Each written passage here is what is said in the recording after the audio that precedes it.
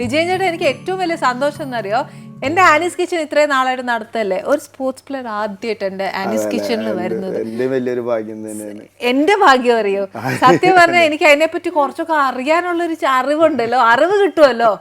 അതാ എനിക്ക് മാത്രല്ല എത്ര വീട്ടമ്മമാർക്ക് അറിയാന്നറിയോ, ഒരു കുന്തം അറിയാതെ എന്നെ പോലെ ഇരിക്കുന്നേ, അവർക്കൊക്കെ എന്തെല്ലാം അറിവാ കിട്ടുക. അതല്ല എന്താന്നറിയോ അനില, ഞാൻ കാണാറുള്ളതാണ് ഈ പരിപാടി. അപ്പോൾ ഒരു സംസാരമില്ലേ, ഒരു നിഷ്കളങ്കമായ സംസാരമാണ്. ഞാനും വൈഫും കാര്യമായിട്ട് ഇത് സീരിയസ് ആയിട്ട് കേട്ടോ, അപ്പോൾ അതിനെ പൊക്കി പറയാൻ വേണ്ടിയിട്ടൊന്നുമല്ല. അപ്പോൾ ഞാനും വൈഫും പിള്ളേരിൽ നിന്ന് കാണുമ്പോൾ ഒരു പ്രത്യേക ടൂണാണ്, അത് ആർക്കും കിട്ടിയിട്ടില്ല, അങ്ങനെ ആർക്കും കിട്ടണ്ട. നല്ലൊരു നല്ല രസമുണ്ട്, ഭയങ്കര നല്ലൊരു കാണുമ്പോൾ നമുക്കറിയാം സംസാരമാണ് ഏറ്റവും ബെസ്റ്റ്. ഈ ഫുട്ബോൾ ശരിക്കും ഇത്രയും പാഷനായത് എങ്ങനെ? കുഞ്ഞുനാളിലായിരിക്കും, സ്കൂളിലായിരിക്കും, പക്ഷെ എന്നാലും. അല്ല, എനിക്ക് എൻ്റെ നാട്ടിൽ എന്ന് പറഞ്ഞാൽ കോലുത്തുംപാടം എന്ന് പറഞ്ഞ സ്ഥലമാണ്. അവിടെ ഫുട്ബോൾ സ്റ്റേഡിയം തന്നെ, എൻ്റെ വീട് ഇവിടെ ഫുട്ബോൾ സ്റ്റേഡിയം. ഷാജേട്ടനൊക്കെ വന്ന് കളിച്ചത്. അപ്പം അതിൻ്റെ താഴത്താണ് വീട്. അവിടെ ഫുട്ബോൾ മാത്രമാണ് അറിയുള്ളൂ. നമ്മുടെ കസിൻസൊക്കെ ഫുട്ബോൾ കളിക്കണേ. അപ്പോൾ ഞാൻ ചെറുപ്പത്തിലെ അവിടെ കളിച്ച് പിന്നെ കളി കാണാൻ പോവും. പിന്നെ പന്ത് എടുത്ത് കൊടുക്കാൻ മറ്റേ നല്ല നല്ല ടീംസ് വരും. അപ്പോൾ അവർ ബോൾ എടുത്ത് കൊടുക്കാൻ പോയി അവിടെ കളിച്ച് ഫുട്ബോൾ മാത്രമേ അറിയണ്ടായിരുന്നുള്ളൂ. അതുകൊണ്ടാണ് ഫുട്ബോൾ ഇങ്ങനെ കളിച്ചു തുടങ്ങിയത് ചെറുപ്പത്തിലെ. അതിഷ്ടായിരുന്നു ഫുട്ബോള്, ഭയങ്കര ക്രേസ് ആയിരുന്നു. ഫുട്ബോൾ മാത്രമേ കളിക്കാൻ അറിയുള്ളൂ അവിടെ. പിന്നെ ഫുട്ബോളാണ് മെയിനായിട്ട് തൃശ്ശൂർ ഞങ്ങളുടെ നാട്ടിൽ, അതാണ് ഏറ്റവും കോൺസെൻട്രേറ്റ് ചെയ്ത ഒരു സ്പോർട്സ്. അതെ. ഓ അല്ല, ബാക്കി ഇപ്പൊ എല്ലാ പിള്ളേർക്കും ഇപ്പൊ പറഞ്ഞ ഉടനെ ക്രിക്കറ്റ് ഒത്തിരി ഇഷ്ടമുള്ള കുട്ടികളുണ്ട്, ഇഷ്ടംപോലെ ഉണ്ട്. ഹോക്കിയൊക്കെ റെയർ ആണ് കുട്ടികൾ കളിക്കുന്ന കാണുന്നത്. പിന്നെ ഉള്ളത് ഈ ഫുട്ബോൾ വന്നു കഴിഞ്ഞാൽ എന്നാ ക്രേസ് അല്ലേ പിള്ളേർക്ക്.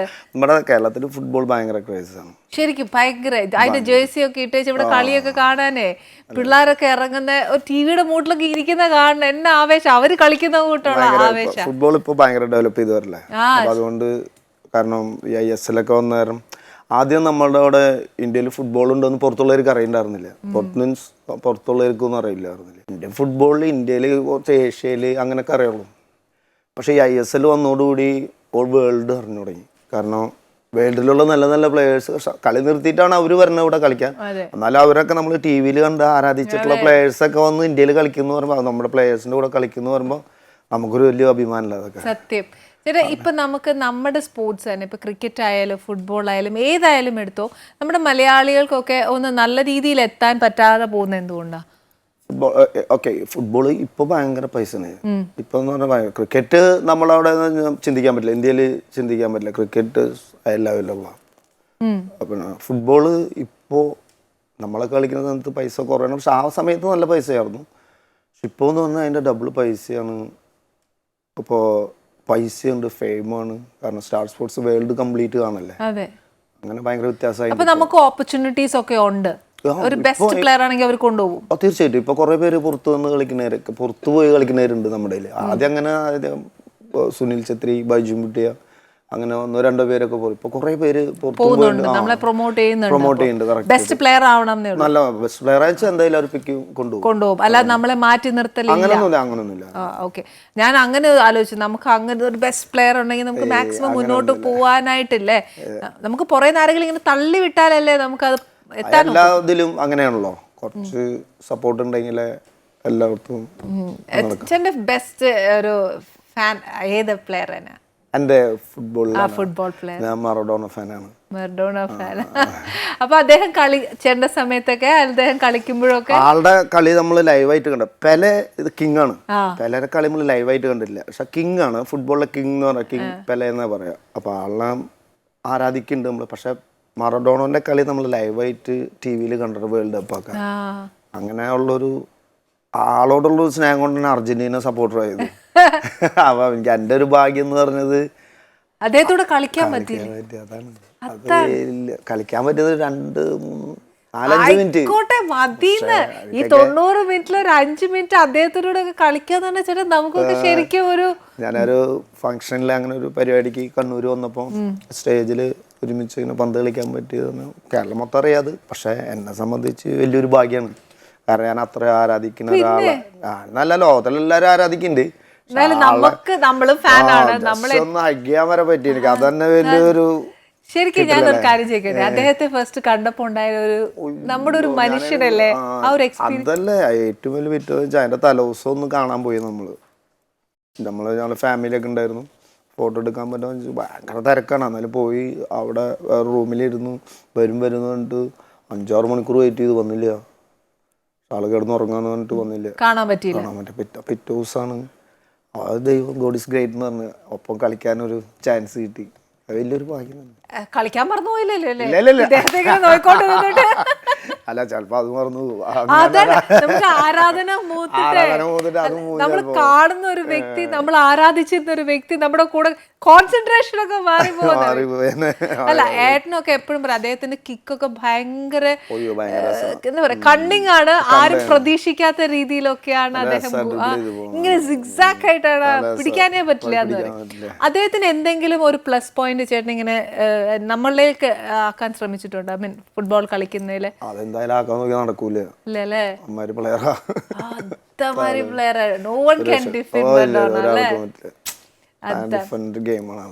ഇപ്പൊ നമ്മുടെ കളിയിൽ അർജന്റീന ആണോ ബ്രസീലാണോ ഏറ്റവും നല്ല? രണ്ടും കട്ടക്ക. വേൾഡിലെ രണ്ടും ടീമും. പിന്നെ അർജന്റീനയും ബ്രസീലും എന്ന് പറഞ്ഞാൽ നമ്മുടെ പുറത്ത് അവിടെ കാണാൻ പറഞ്ഞ ആരാധകരാണ് കേരളത്തില്. ഈ മലബാർ സൈഡൊക്കെ കണ്ടു കഴിഞ്ഞാൽ അറിയാം, കംപ്ലീറ്റ് ഫ്ലാഗ് അർജന്റീനയും ബ്രസീലിന്റെ ഫ്ലാഗുകൾ മാത്രം ഉണ്ടാവും വേൾഡ് കപ്പിന്. ഭയങ്കര കട്ട ഫാൻസ് ആണ് നമ്മുടെ അവിടെ. സത്യം, ശരിക്കും അതൊരു ആവേശമല്ലേ ഈ ഫുട്ബോൾ വരുമ്പോ? ഭയങ്കര ആവേശം. അതാണ് സത്യം. ചേട്ടാ അതേപോലെ സന്തോഷ് ട്രോഫിയിലെ ഫസ്റ്റ് ചേട്ടൻ കേരളത്തിന് വേണ്ടി കളിച്ചിട്ട് കേരളത്തിനെ ജയിപ്പിച്ചു. സെക്കൻഡ് തീരുമാനം മാറ്റി ഇല്ലേ? ബംഗാളിന് വേണ്ടി കളിച്ചിട്ട് കേരളത്തെ തോപ്പിച്ചു. അതെന്നെ ഏർപ്പാടാ? അതല്ല, ആക്ച്വലി ഞാൻ ചെറുപ്പത്തിൽ ജോയിൻ ചെയ്തു. 18 വയസ്സിൽ ജോയിൻ ചെയ്തിരുന്നു പോലീസിൽ. അത് കഴിഞ്ഞിട്ട് 18ാമത്തെ വയസ്സെല്ലാം കൊല്ലത്ത് സന്തോഷ് ട്രോഫി കളിച്ചു. അത് കഴിഞ്ഞ് 2 കൊല്ലം 3 കൊല്ലം കേരള ടീമിന് കളിച്ചിട്ട് 91-ലാണ് ഞാൻ കൽക്കട്ടയിൽ പോണത്. കൽക്കട്ട പോയിട്ട് അവിടുന്ന് അന്ന് നമുക്ക് ഭയങ്കര ഗ്രേറ്റ് പ്ലെയേഴ്സാണ് അവിടെ കളിക്കുന്നത്. മറ്റേ ചീമോക്കേരി, കൽക്കട്ടയിലൊക്കെ കളിക്കുന്നത് കൃഷ്ണാനൂടെ, ബികാസ് പാഞ്ഞ ഇപ്പോൾ ഉള്ള പിള്ളേർക്ക് അറിയില്ല, അന്നത്തെ പുലികളാണ്. ഒരു ബംഗാൾ ടീമിനെ കൊണ്ട് ഞങ്ങൾ സന്തോഷ് ട്രോഫി കളിക്കാൻ കോയമ്പത്തൂർ വന്നു. അപ്പോൾ ഞാൻ ബംഗാൾ ടീമിൽ കേരള ടീമിൻ്റെ എതിരെ കളി സെമി ഫൈനലിൽ കളിച്ച് കളി ഡ്രോ ആയി, പെനാൽറ്റി അടിച്ചു. അപ്പോൾ ഞാനും പോയിട്ട് പെനാൽറ്റി അടിച്ചാൽ മിസ്സായി. കേരള ടീം ജയിച്ചു, ഞങ്ങൾ ബംഗാൾ ടീം തോറ്റു. ഞാൻ ബംഗാൾ ടീമിൽ എൻ്റെ പെനാൽറ്റിയിലാണ്. കേരളക്കാർ അപ്പുറത്ത് പോയതുകൊണ്ട് മറുകണ്ഠം ചാടിയ പോലെ ആയി പോയി. അത് മോശമായി പോയി. തോക്കട്ടെ. എന്നിട്ട് പിന്നെ പോയി വീണ്ടും തിരിച്ചു വന്നു. 93-ല് സന്തോഷ് ട്രോഫി വിൻ ചെയ്തു. കേരള ടീമിന് ഞാൻ തന്നെ കളിക്കുമ്പോൾ കുര്യേഷ് സാറ് ക്യാപ്റ്റൻസിയിൽ ഞങ്ങൾ വിൻ ചെയ്തു. വീണ്ടും ഞാൻ തിരിച്ച് കൽക്കട്ടയിൽ പോയി. തിരിച്ച് വീണ്ടും ബംഗാളായിട്ട് ഫൈനലിൽ കളിച്ചു. അപ്പോൾ ഞങ്ങൾ തോൽപ്പിച്ചു കൊടുത്തു. ബംഗാളിൽ കേരളത്തെ അടിച്ചു. അന്ന് ഞാൻ ഗോൾ അടിച്ചു. കളി അന്ന് ഒന്നുമല്ല കേട്ടോ, കയ്യിൽ പൈസ ഇല്ലായിരുന്നില്ല, വീട് വയ്ക്കാറുണ്ടായില്ല, വീട് ഉണ്ടായിരുന്നില്ല. അപ്പോൾ ഇവിടുന്ന് കേരള പോലീസ് എന്ന് പറഞ്ഞാൽ എൻ്റെ ബ്രെഡ് ആൻഡ് ബട്ടറാണ്. എന്നെ അപ്പോൾ ഇവിടെ കൊണ്ടിരുത്താനും കേരള പോലീസാണ്. അപ്പോൾ കയ്യിൽ കാശില്ലെങ്കിൽ കാര്യമില്ലല്ലോ. അപ്പോൾ അതിന് വേണ്ടിയിട്ട് വീട് വയ്ക്കാൻ വേണ്ടി മാത്രമാണ് അപ്പുറം പോയത്. അന്ന് അവിടെ പ്രൊഫഷണൽ ഉണ്ട്, നമ്മുടെ അവിടെ പ്രൊഫഷണൽ ഉണ്ടായിരുന്നില്ല കേരളത്തിൽ. അന്ന് അവിടെ പ്രൊഫഷണൽ ഉണ്ടായിരുന്നു. അവിടെ നല്ല പൈസ കിട്ടുമായിരുന്നു കളിക്കുമ്പോൾ. ആ പൈസ കിട്ടുകൊണ്ട് അങ്ങനെ വീടൊക്കെ വെച്ച് തന്നെ അതിനു വേണ്ടിയാണ് പോയത്. അല്ലാണ്ട് കേരളത്തിനോട് ഇഷ്ടമില്ലാണ്ടോ. നമ്മുടെ ആവശ്യങ്ങൾ നേടണം അല്ലേ, നമുക്ക് നടക്കണം. ഏതൊരു മനുഷ്യന്റെ ജീവിതത്തിലല്ലേ ഒരു വീട് വേണം എന്നുള്ളൊരു, അല്ലാതെ ഇങ്ങനെ പലയിടത്ത് കയറി ഓടി നടക്കുന്നതിനെക്കാട്ടിലും നല്ലത് നമ്മുടെ ഒരു കൂരയ്ക്കകത്ത് ഒരു മുറിയോ ഉള്ളെങ്കിൽ അത് വളരെ സന്തോഷത്തോടെ ഇരിക്കാനാണ് ഏറ്റവും നല്ലത്. ചേട്ടാ ഇപ്പൊ മെർഡോണയുടെ കാര്യം നമ്മൾ പറയുന്നത് പുള്ളി ഭയങ്കര കണ്ണിങ് ആണ് ഓരോ ഗോൾ ചെയ്യുമ്പോഴും. അതേപോലെ ചേട്ടൻ കളിക്കുമ്പോഴും ഉണ്ട് ഒരു സിസർ കട്ട് എന്നൊക്കെ പറഞ്ഞിട്ട്. ഇതൊക്കെ എങ്ങനെ സാധിച്ചെടുക്കുന്നത്? അതൊക്കെ ഒരു ജഡ്ജ് ചെയ്യാൻ പറ്റുന്നില്ലല്ലോ. അതൊക്കെ ഒരു ഭാഗ്യമാണ്. കാരണം ഞാൻ ഇവിടെ കാലിക്കറ്റ് വെച്ചിട്ട് ഞാൻ JCD ടീമിനാണ് കളിക്കുന്നത്, പഞ്ചാബ് ടീമിനാണ് കളിക്കുന്നത്. JCD മിൽസ് പക്വാരൊക്കെ കളിക്കുന്നത്. അപ്പോൾ ഒരു പെയർലെസ് എന്ന് പറഞ്ഞിട്ട് മലേഷ്യ ടീമായിട്ടായിരുന്നു ഫൈനൽ. കാലിക്കറ്റ് ആയിരുന്നു. അമ്പൻ ജനാണ് നടക്കുന്നത്. കാലിക്കറ്റ് ആയിരുന്നു അവിടെ. ഫുട്ബോൾ എന്ന് പറഞ്ഞാൽ പ്രാന്തല്ലേ, അമ്പൻ ജനായിരുന്നു. പക്ഷെ ആ ഒരു ഗോളിനെ ജയിച്ചത്. അത് തജിന്ദർ ഇങ്ങനെ ക്രോസ് ചെയ്ത് വേറെ ഓപ്ഷനൊന്നും ഇല്ല അടിക്കാൻ, വെറുതെ ഒന്ന് ട്രൈ ചെയ്തു, ഗോളായി. പക്ഷെ അതിന്റെ വാല്യൂ എന്ന് പറഞ്ഞാൽ ആ ഗോളിനാണ് ജയിച്ചത്. അത് ഫൈനലിൽ പുറത്തോട്ട് ഇങ്ങനെ ബാക്ക് സിസർ അടിച്ച് കുറെ ഗോൾ അടിച്ചിട്ടുണ്ട് കൽക്കട്ടയിൽ. പക്ഷെ ഇവിടെ കേരളത്തിൽ ആ ഒരു ഗോളിന് ജയിക്കുന്നു. ഇത്രയും വലിയ ഫേമസ് ആയ ടൂർണമെന്റ്. പക്ഷെ അതൊരു ഭാഗ്യം കൊണ്ട് ആയി പോകണമെന്ന് പറയുമ്പോൾ